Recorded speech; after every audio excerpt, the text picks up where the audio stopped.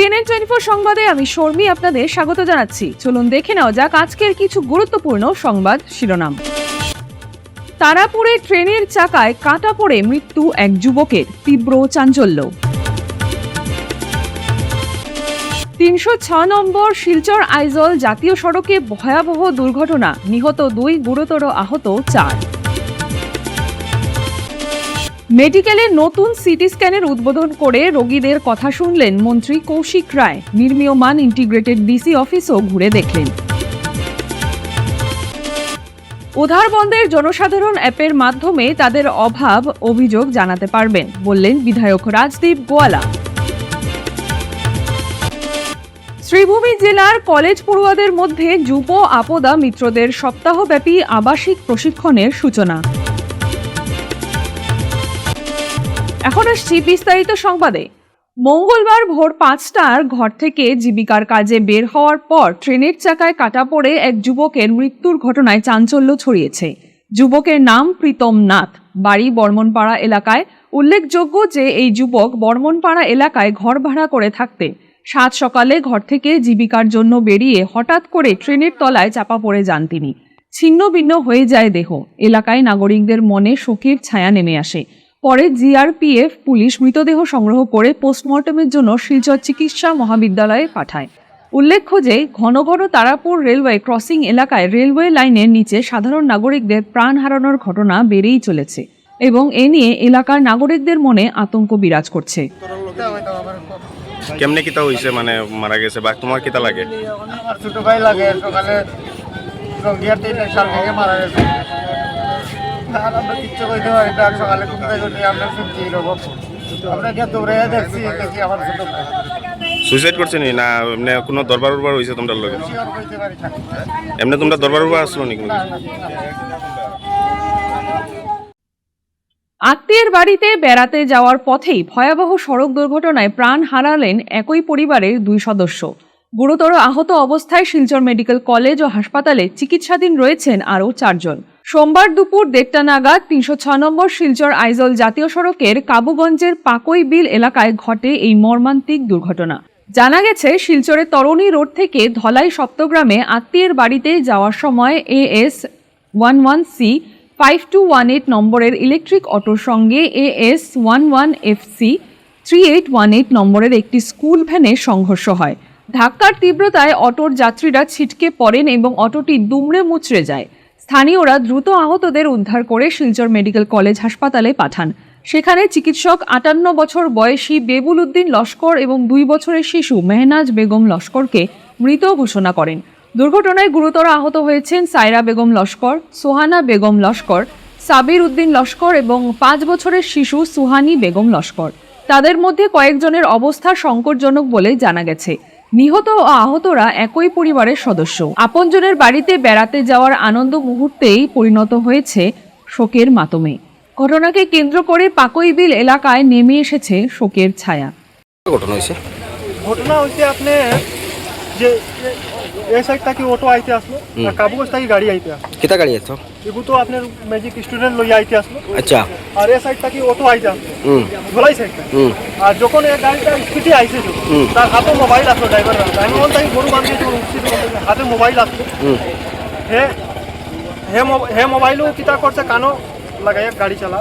আর স্পিডে যখন মারছে ধাক্কা, তখন তো এগু তো জায়গা তো এমনি গেছে। আর একজন প্যাসেঞ্জার আসলা, এগু তাই উপরে গেছেন, পুরা জাম্পিংল লাখা উপরে উঠেছে, পুরো পুরো জাম্পিংল লাখান উঠছেন। তারপর আবার নিচে পড়ছে। আর যখন নিচে পড়ছেন, জায়গা তো একদম পুরা ডেড অবস্থা। একটা ছোট বাচ্চা আছে, 2 বছর, করিব 2 বছর হইব। মানে গাড়ি কোন গাড়ি তোর ইনজুর্ড বেশি হয়েছে? এবং অটো গাড়ি, অটো গাড়িতে ইনজুর্ড হয়েছে। যত আসেন প্যাসেঞ্জার সব অটো। আর সেই গাড়ি প্যাসেঞ্জার আসলো? এক গাড়িতে আসলা স্টুডেন্ট আছে, স্কুলের স্টুডেন্ট। কিচ্ছু হয়েছে না তো? তারা কিচ্ছু হয়েছে।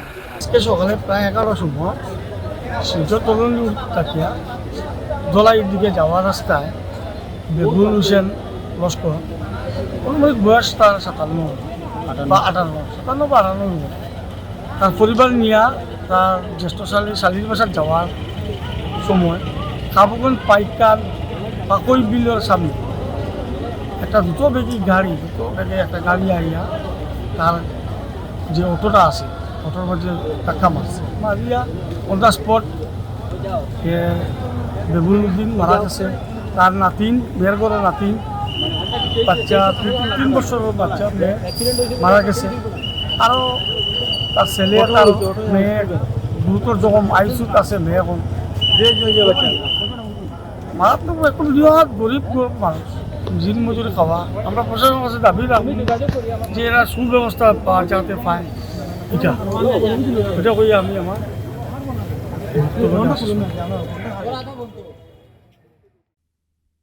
সরকারি রিপোর্টের পাতায় নয়, একেবারে মাঠে নেমে উন্নয়নের কাজের অগ্রগতি দেখতে চাইলেন অসমের খাদ্য, জনবন্টন ও উপভোক্তা বিষয়ক, আবাসন ও নগর বিষয়ক এবং সমবায় মন্ত্রী কৌশিক রায়। সোমবার শিলচরে একাধিক সরকারি প্রকল্প ও পরিষেবা সরেজমিনে ঘুরে দেখলেন তিনি। কখনো শিলচর মেডিকেল কলেজ ও হাসপাতালে রোগীদের সঙ্গে কথা বলে তাদের সমস্যার কথা শুনলেন, কখনো আবার নির্মীয়মান ইন্টিগ্রেটেড ডিস্ট্রিক্ট কমিশনারের অফিসে গিয়ে কাজের অগ্রগতি খতিয়ে দেখলেন। শিলচর মেডিকেল কলেজ ও হাসপাতালে এদিন নবস্থাপিত অত্যাধুনিক সিটি স্ক্যান মেশিনের উদ্বোধন করেন মন্ত্রী।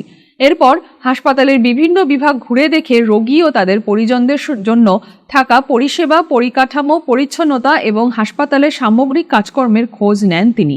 শুধু আধিকারিকদের কাছ থেকেই তথ্য নেননি মন্ত্রী কৌশিক রায়, চিকিৎসাধীন রোগী এবং তাদের পরিবারের সদস্যদের সঙ্গেও কথা বলেন।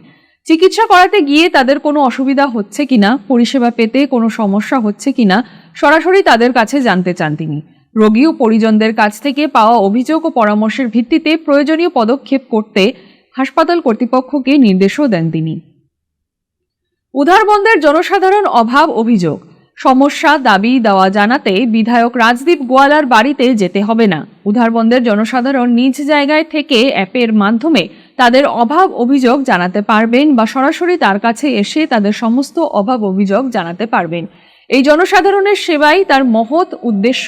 মঙ্গলবার উধারবন্দ ব্লক অডিটোরিয়াম প্রেক্ষাগৃহে এর উল্টো দিকের পুরনো এসআইআরডি ভবনে বিধায়ক জনসেবা কেন্দ্রের শুভ উদ্বোধন পর্ব শেষে সাংবাদিকদের মুখোমুখি হয়ে তাদের বিভিন্ন প্রশ্নের জবাবে বিধায়ক রাজদীপ গোয়ালা এই কথাগুলো বলেন। তিনি বলেন, বিধায়ক হবার পর তিনি চিন্তা করেন জনগণের সমস্যা, দাবি দাওয়াগুলো কিভাবে সরাসরি তিনি জানতে পারেন।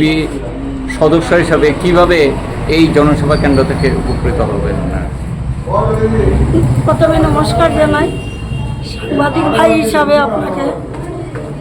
তো আমিও সেই অনুরোধটা করছি। আমার মনে হয় না এমন কোনো ঘর আছে যেখানে এখনও কোনো সরকারি সুবিধা ঢুকেনি। যদি কেউ থেকে থাকেন তাহলে অবিলম্বে আমাদের এমএলএ মহাশয়ের সঙ্গে যোগাযোগ করার জন্য অনুরোধ জানাই। ওই ভাবনাকে কাজে লাগিয়ে এই জনসেবা কেন্দ্রের উদ্বোধন। এই জনসেবা কেন্দ্রে তিনি বসবেন, জনসাধারণের অভাব অভিযোগ, বিভিন্ন সমস্যা তিনি জেনে তাদের সমস্যা সমাধানের তৎপর হবেন। এছাড়া বক্তব্য রাখেন উদারবন্দ মণ্ডল সভাপতি উমাশঙ্কর ভট্টাচার্য, জেলা পরিষদ সদস্য রোহিত সিং।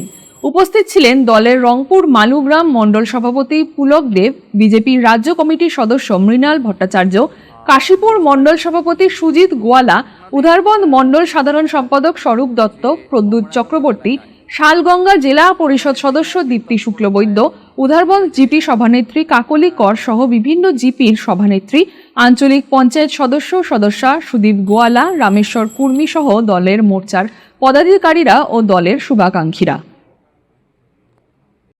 আমাদের বিশেষ করে আমার জন্য বিধায়ক হওয়ার পর আমি দেখেছি আমাদের মালুগ্রাম কাশীপুর মণ্ডল, আমি চা শ্রমিক ইউনিয়নে বসি, আমি সাধারণ সম্পাদক হিসাবে। অনেকেই আমার বাড়িতে আসেন, শিলচরের বাড়িতে অনেকেই আমার সঙ্গে দেখা সাক্ষাৎকার করার জন্য চা শ্রমিক ইউনিয়ন কার্যালয়ে যান। তো বিশেষ করে যেহেতু এই শ্রমিক ইউনিয়ন কার্যালয়টা মালুগ্রাম রংপুর মণ্ডলেই পড়ছে উধারবন্দের বিধানসভার অধীনে, তো ওই অঞ্চলের নাগরিকদের জন্য ওখানে ওরা আমাদের সঙ্গে দেখা করতে বা ওনাদের কথাগুলো তুলে ধরার জন্য ওই সুযোগটা ওনাদের ওখানে রয়েছে। কিন্তু উধারবন্দ মণ্ডল, বিশেষ করে আমাদের এই উধারবন্দ থেকে নিয়ে আমাদের শালগঙ্গা, মথুরা, চণ্ডীঘাট, নগর, আয়নাচড়া, কুম্বা থেকে নিয়ে টিপল, এই অঞ্চলের খালিগ্রাম নিয়ে এই অঞ্চলের জন্য আমরা এই কাছাড় জেলা দুর্যোগ ব্যবস্থাপনা বিভাগের উদ্যোগে ও অসম রাজ্যিক দুর্যোগ ব্যবস্থাপনা বিভাগের সহযোগিতায় শ্রীভূমি জেলার কলেজ পড়ুয়াদের মধ্যে যুব আপদা মিত্রদের সপ্তাহব্যাপী আবাসিক প্রশিক্ষণের সূচনা হল মঙ্গলবার। সোনাই শহরস্থিত সদ্ভাবনা ভবনে আয়োজিত সূচনা অনুষ্ঠানে আপদা মিত্র স্বেচ্ছাসেবকদের জরুরিকালীন ও দুর্যোগে প্রশাসনের সঙ্গে থেকে সহযোগিতা করার জন্য হাতে কলমে ও বিভিন্ন প্রদর্শনের মাধ্যমে প্রশিক্ষণ দেওয়া হবে। এদিন সূচনা অনুষ্ঠানে জেলা দুর্যোগ ব্যবস্থাপনা বিভাগের project officer Shamim Ahmed Laskar, NDRF এর ইন্সপেক্টর অজয় কুমার যাদব, ফায়ার সার্ভিসের সোনাইয়ের ইনচার্জ YBM সিংহা প্রশিক্ষণের সূচনা প্রতিষ্ঠানে প্রশিক্ষার্থীদের উদ্দেশ্যে গুরুত্বপূর্ণ বক্তব্য রাখেন। গোটা অনুষ্ঠান সঞ্চালনা করেন দুর্যোগ ব্যবস্থাপনা বিভাগের সোনাই সার্কেলের ফিল্ড অফিসার বিপ্রজিৎ পাল চৌধুরী। রেসপন্স করতে পারি সেটার চিন্তাধারা নিয়ে আমাদের national disaster relief authority government of ইন্ডিয়ার পক্ষ থেকে 2019 সালে একটা ইনিশিয়েটিভ নেওয়া হয়েছিল, সেটার নাম হলো গিয়ে আপদা মিত্র। গভর্নমেন্ট অফ ইন্ডিয়া একটাই ইনিশিয়েটিভ ছিল যে আমরা অল ওভার ইন্ডিয়াতে 1 লাখ আপদা মিত্র ভলান্টিয়ার্স ক্রিয়েট করবো। যে যে স্টেটে ইন্ডিয়াতে যে যে স্টেটগুলোতে বেশি ডিজাস্টার হয় সেই স্টেটে আমরা টোটাল অল ওভার ইন্ডিয়াতে 1 লাখ আপদা মিত্র ভলান্টিয়ার্স ক্রিয়েট করবো। কারণ হলো কি, যখনই কোনো ইমার্জেন্সি সিচুয়েশন হবে যাতে আমরা প্রত্যেক মানুষকে আমরা ইমিডিয়েট সাহায্য বা ওদেরকে হেল্প যেটা বলে সেটা আমরা করতে পারি। কারণ আমাদের দেশে যে আমাদের রেসপন্স এজেন্সিসগুলো আছে সেটা খুব লিমিটেড, এবং সেই লিমিটেড আমাদের ফোর্স দিয়ে আমাদের এত বড় মানে দেশের সবাইকে মানে রক্ষা করা খুবই কঠিন। তার জন্য আমরা প্রত্যেকটা স্টেটে বা প্রত্যেকটা এরিয়াতে সেই আমরা আপদামাত্র ভলান্টিয়ার্সকে আমরা ক্রিয়েট করছি, যাতে ওই পার্টিকুলার এরিয়াতে যদি কোনোদিন কোনো ইমার্জেন্সি সিচুয়েশন হয় এজ এ ফার্স্ট রেসপন্ডার ওরা গিয়ে যাতে সেই মানুষকে বা ফিরছি একটি বিরতির পর। বেস্ট কেয়ার মেডিকোস আপনাদের দীর্ঘস্থায়ী এবং সুস্থ জীবনের দিকে আরও এক কদম এগিয়ে দিতে আমরা বদ্ধপরিকর। আমরা বেস্ট কেয়ার মেডিকোস, আমাদের ঠিকানা ইটখোলা অপোজিট দুর্গা মন্দির। যোগাযোগ 8472804476 অথবা 9707585025। এখানে যে কোনো ধরনের ওষুধের উপর আপনি পেয়ে যাবেন ফ্ল্যাট 20% ডিসকাউন্ট। এছাড়াও আমাদের সমস্ত ওষুধ একেবারে অরিজিনাল। আপনারা বেস্ট দামে বেস্ট মূল্যের ওষুধ পাবেন বেস্ট কেয়ার মেডিকোসে। ফিরে এলাম বিরতির পর। মণিপুরের অশান্ত পরিস্থিতির কারণে গত প্রায় 1 মাস ধরে শিলচর মণিপুর জাতীয় সড়কে আটকে রয়েছে হাজার হাজার পণ্যবাহী ট্রাক। দীর্ঘদিন ধরে আটকে থাকার চরম সমস্যার মধ্যে রয়েছেন ট্রাক চালকরা। এরই মধ্যে সীমান্ত পার করে দেওয়ার নামে ট্রাক চালকদের কাছ থেকে টাকা আদায়ের গুরুতর অভিযোগ উঠেছে কাছাড়ের বাঁশকান্দি পুলিশ ফাঁড়ির একাংশ পুলিশ কর্মীর বিরুদ্ধে। চালকদের অভিযোগ, গত 16 আগস্ট রাতে বাঁশকান্দি উজান তারাপুর এলাকায় পুলিশ কর্মীরা সড়কে আটকে থাকা ট্রাকগুলির কাছে গিয়ে সীমান্ত পার করে দেওয়ার আশ্বাস দেন। এর বিনিময়ে প্রতিটি ট্রাক থেকে 2000 টাকা করে নেওয়া হয় বলে অভিযোগ। প্রায় 40 থেকে 50টি ট্রাক থেকে এইভাবে টাকা আদায় করা হয়েছে বলে দাবি চালকদের। দীর্ঘদিন আটকে থাকার কারণে দ্রুত মণিপুরে পৌঁছানোর আশায় চালকরা টাকা দিতে বাধ্য হন বলে অভিযোগ। কিন্তু টাকা দেওয়ার পর জিরিঘাট সীমান্তে পৌঁছালেও সেখানকার পুলিশ ট্রাকগুলিকে আটকে দেয় এবং সীমান্ত পার হতে দেয়নি বলে অভিযোগ। ঘটনায় ক্ষুব্ধ ট্রাক চালকরা সংবাদ মাধ্যমের দ্বারস্থ হয়ে গোটা ঘটনার নিরপেক্ষ তদন্ত এবং অভিযোগ প্রমাণিত হলে দোষীদের বিরুদ্ধে কঠোর ব্যবস্থা নেওয়ার দাবি জানিয়েছেন। তবে ট্রাক চালকদের তোলা এই অভিযোগের সত্যতা এখনও স্বাধীনভাবে নিশ্চিত করা যায়নি। বাঁশকান্দি পুলিশ বা সংশ্লিষ্ট কর্তৃপক্ষের বক্তব্য এই মুহূর্তে পাওয়া যায়নি, ফলে তদন্তের পরই প্রকৃত ঘটনা স্পষ্ট হবে। পালরবন পাওয়ার পরে এখানে হয়েছে যেটা কয়েকজন পুলিশ মানুষ গাড়ি লইয়া আইছে, তো একটা 4 হুইলার গাড়ি আসলো, ওটা দাঁড়াইয়া আর বাইকও 60 জন আসলো পুলিশ আর একজন সিভিলিয়ান্স আসলো। তো আমরা কইলো গাড়িটা সাইড করতে প্রথম করার পরে আমরা কইলো এক কাজ করো 2000 টাকা দেও, তোমরা জিরিঘাট গেট আমরা ক্রস করিয়া দিব।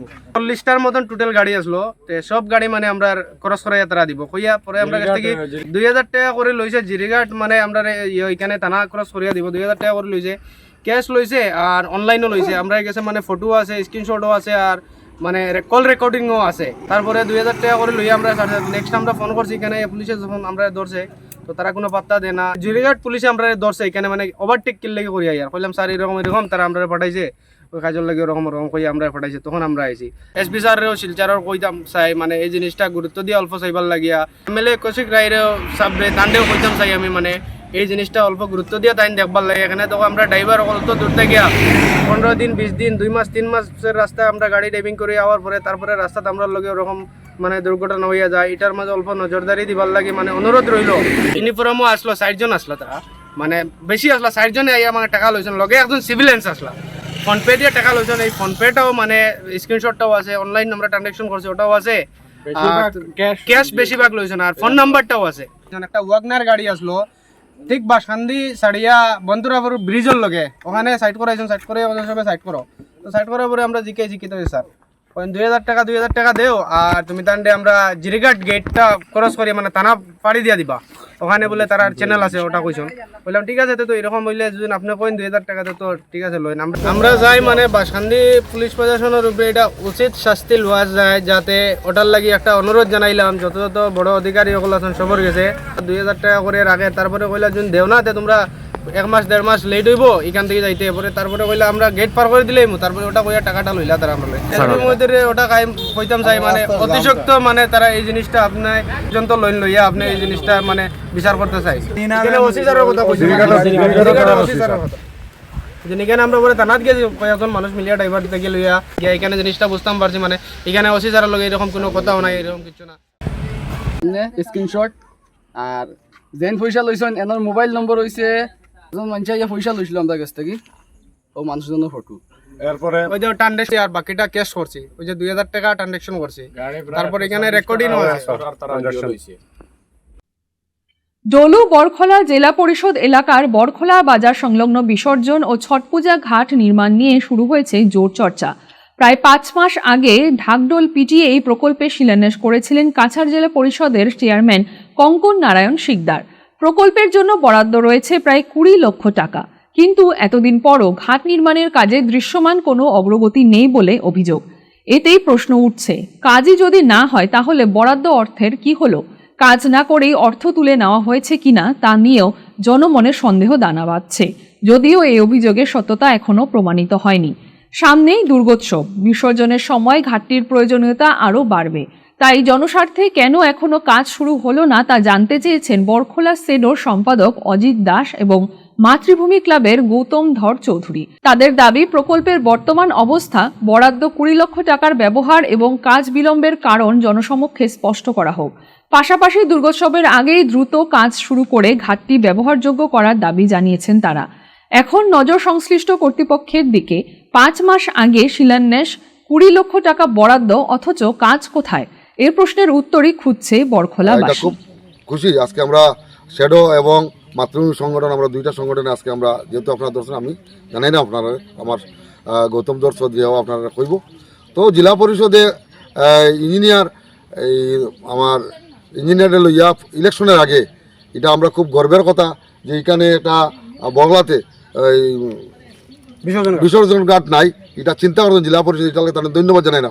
কিন্তু আজকে প্রায় 4-5 মাস হয়ে গেছে, পূজা একদম 2-3 মাস জেলা পরিষদ জেলা পরিষদ কঙ্কন নারায়ণ শিকদার চেয়ারম্যান।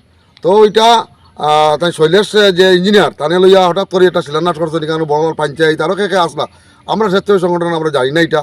তো যাই হোক, ভালো হয়েছে, ভালো কাজে আমরা ধন্যবাদ জানাই। তাই যে এটা এখানে বড়লাতে শ্মশান নাই, এই বিসর্জন ঘাট নাই, এটা বড়লা বাজারে বিসর্জন ঘাট যেটা আমরা অত্যন্ত খুশি। কিন্তু আজকে পূজা একদম নিকটে, আজকে 4 মাস 1.5 মাস 2 মাস আছে, তো এটার কাজ এখন আরম্ভ যায় না। কী কারণে? তো এটা আপনারা সাংবাদিকের মাধ্যমে, আমরা যেহেতু ভলেন্টারি অর্গানাইজেশন, আমরা রাজনীতির ঊর্ধ্বে তাকে আজকে গভর্নমেন্টে বিভিন্ন গ্রামগঞ্জে উন্নয়ন করার লাগি এটা জোয়ার আইছে। আজকে যেটা বিসর্জন ঘাট, এই শ্মশান ঘাট বিভিন্নতা বানানোর চিন্তাধারা করে, তার সঙ্গে বড়মাতো চিন্তা করছে, এটাকে আমরা সাধুবাদ জানাই। কিন্তু এটা কাজ না, এটাকে আমরা দুঃখ প্রকাশ করলাম। আজকে ইলেকশনের ইলেকশনের ডিক্লেয়ার আগে শিলান্যাস হয়েছে, তড়িগড়ি করে হয়েছে, তখন আমরা যাই না। তো না জানলে আমরা আপত্তি নাই, বালা কাজও যেও করুক আমরা তার সাধুবাদ জানাই। কিন্তু আজকে এতদিন হয়েছে কাজ না, এটা বড় দুঃখ লাগে আমরা, যে আমরা সামনে বিসর্জন দিতাম মা দুর্গারে কই দিয়ে দিতাম, যেহেতু আমরা দীর্ঘদিন দাবি করিয়া আসলাম যেটা বিসর্জন ঘাটের প্রয়োজন, কিন্তু আজকে কেন যাই না, কী কারণে এটা। তো আমরা শুনছি আজকে বড় পঞ্চায়েতরা আমি জিগাইছি, তখন তারা কাছে যে এইটার টেকাও দেওয়া হয়ে গেছে বা কিতাব আবার কিন্তু বুঝলা না। তো জানি না কারা, আমি এটা চাইব যাতে একটা তদন্ত হোক, ওই যাতে এটা বড় মানুষের যেটা এই বিসর্জন ঘাটটা যাতে অতি সত্তর কাজ আরম্ভ হয়, নাইলে মানে আজকে সরকারের টেকা দেয় আর আমরা যদি কাজ না হয় তো দুঃখজনক ব্যাপার। সম্পাদক হিসাবে আমাকে এলাকাবাসীর কিছু মানুষ বলেছিল যে বিগত 5 মাস আগে যে এলাকায় যে বিসর্জন ঘাটের হওয়ার কথা ছিল সেটা কি হলো, আজ পর্যন্ত তো আমরা সেটা কোনো কাজের পাচ্ছি না, কাজ শুরু হচ্ছে না কেন, সেটা আমাকে এলাকাবাসীর এরিয়ার মানুষে আমাকে প্রশ্ন করে। আমি বলি আচ্ছা যাই হোক, আমার যে জেলা পরিষদ সভাপতি উনি বলছেন হবে, তো ওনাকে সেদিন ওনার যে প্রেসিডেন্ট বানিয়েছিলেন আমার জাতবেন্দ্র নারায়ণ দেবলস্কর, ওনাকে আমিও জিজ্ঞাসা করলাম বলে জাদুদা কী ব্যাপার, এটা তো কোনো ইয়ে না, তাই না আবার প্রশ্ন করছেন না এটা ফান্ডটা ডাইভার্ট হয়েছে, কাজ হইব, সেটা ওনার মুখ থেকে আমি শুনতে পেলাম। কিন্তু এলাকাবাসী বলছে যে এটা কি হলো, বা শুনছি যে এটা কি উদা হয়ে গেল নাকি, সেইটা প্রশ্নের মুখে আমাদের জবাব দিতে হচ্ছে। কিন্তু সেটাই জানাই, এদিকে তো সাধুবাদ দিলাম ঠিক আছে, কিন্তু এদিকে যে এত বিলম্ব হচ্ছে কেন, সেটাই আমার মনে প্রশ্ন ঘুরপাক খাচ্ছে, বা এলাকাবাসীরও সেটা ঘুরপাক খাচ্ছে, সেদিকে নজর কেন হচ্ছে না, বা আমাকেও প্রশ্ন করছে কেন হচ্ছে না, সেটাই আমি চাই যে যাতে কাজ হয়, সেটা সংবাদ মাধ্যমের সাথে। ভাঙ্গার কালাচাঁদ গাঁও পঞ্চায়েতের নতুন ভবন, জিপি অফিস ও মিটিং হল নির্মাণ কাজ ভূমি পূজনের মাধ্যমে সূচনা হলো। 15 ফাইন্যান্সের 2025-26-এর অধীনে 10,76,350 টাকায় নতুন ভবন নির্মাণ করা হবে। উক্ত অনুষ্ঠানে উপস্থিত ছিলেন সভাপতি দেবজ্যোতি দে, সহ সভানেত্রী শম্পা দাস, এপি মেম্বার সদস্যা বিজয়া পাল, জিপি সম্পাদক ঝলক দে। এছাড়া প্রধান অতিথি হিসেবে উপস্থিত ছিলেন প্রবীণ নাগরিক ব্রজেশ্বর গোস্বামী, নীরব বরণ দেব, বিশিষ্ট সাংবাদিক মাতাবুর রহমান, দীপন পাল, সমাজসেবী বিধুভূষণ দত্ত। শিলচর পৌর নিগমের 40 নম্বর ওয়ার্ডের সার্বজনীন শ্রী শ্রী কালী মন্দির সেবা সমিতির প্রাঙ্গণে কাছাড় জেলা বিজেপি মেডিকেল কোষ ও ইআরসির সম্মিলিত উদ্যোগে মঙ্গলবার সকাল 11টা থেকে বিনামূল্যে চক্ষু ও সাধারণ স্বাস্থ্য শিবির অনুষ্ঠিত হয়। শিবিরে প্রায় শতাধিক বিভিন্ন বয়সের পুরুষ ও মহিলা অংশগ্রহণ করে চক্ষু পরীক্ষা, সাধারণ স্বাস্থ্য পরীক্ষা ও বিনামূল্যে ঔষধ লাভ করেন। শিবিরে উপস্থিত ছিলেন কাছাড় জেলা বিজেপির সাধারণ সম্পাদক গোপাল রায়, জেলা মেডিকেল কোষের আহ্বায়ক ডক্টর প্রবাল পাল চৌধুরী, বিজেপি নেত্রী রেবা কর্মকার, ডক্টর বিশ্বরূপ রায় ও মন কি বাতের প্রাক্তন আহ্বায়ক তীর্থঙ্কর দেব রায়। ইআরসির চিকিৎসক ও কর্মীরাই প্রযুক্তিগত ও চিকিৎসা সহায়তা প্রদান করেন। যুব মোর্চার মিডিয়া কো-ইনচার্জ পান্তদীপ রায় ও প্রাক্তন আঞ্চলিক পঞ্চায়েত সদস্য পঙ্কজ রায় অতিথিদের গলায় উত্তরীয় পরিয়ে সম্মান জানান। অনুষ্ঠান ভারত মাতার প্রতিকৃতিকে পুষ্পার্ঘ্য অর্পণ ও পঞ্চপ্রদীপ প্রজ্বলনের মাধ্যমে শুরু হয়।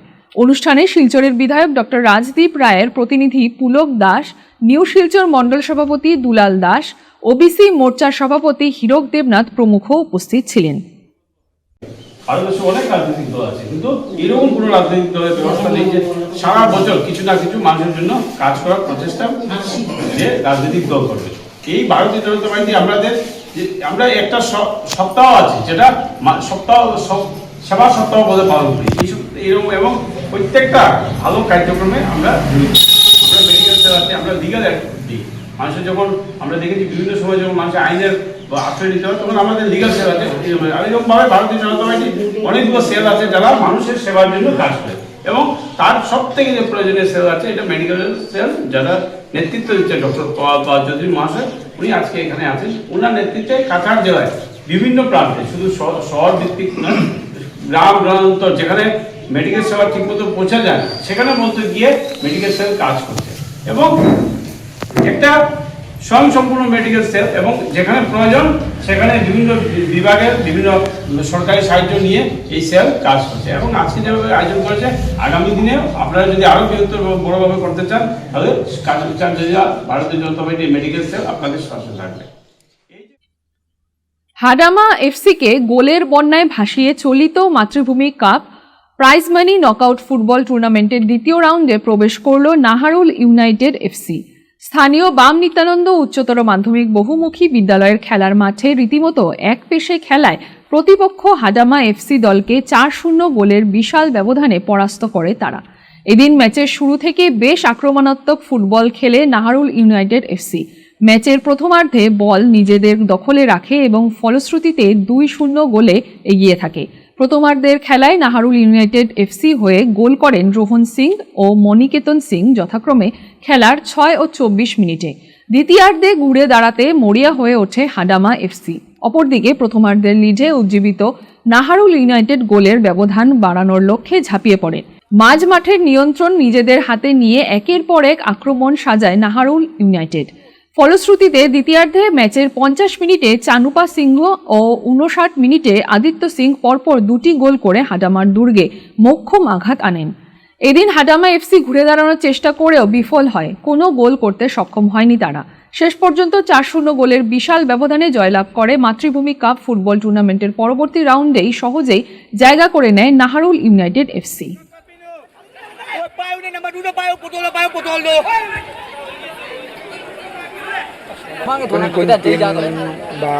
দাদা হিরো হইলো নাহারুল এফসি বাসিএস দলাখাল কালাওয়ার হাডামা এফসি আর নাহারু।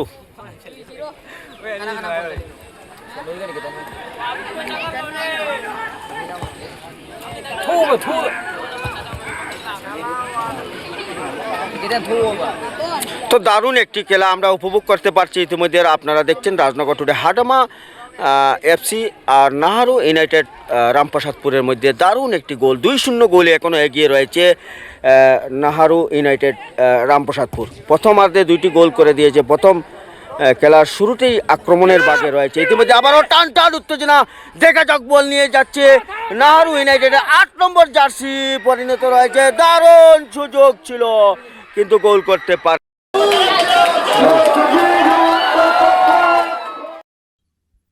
CNN 24 সংবাদ আজকের মতন এই পর্যন্তই।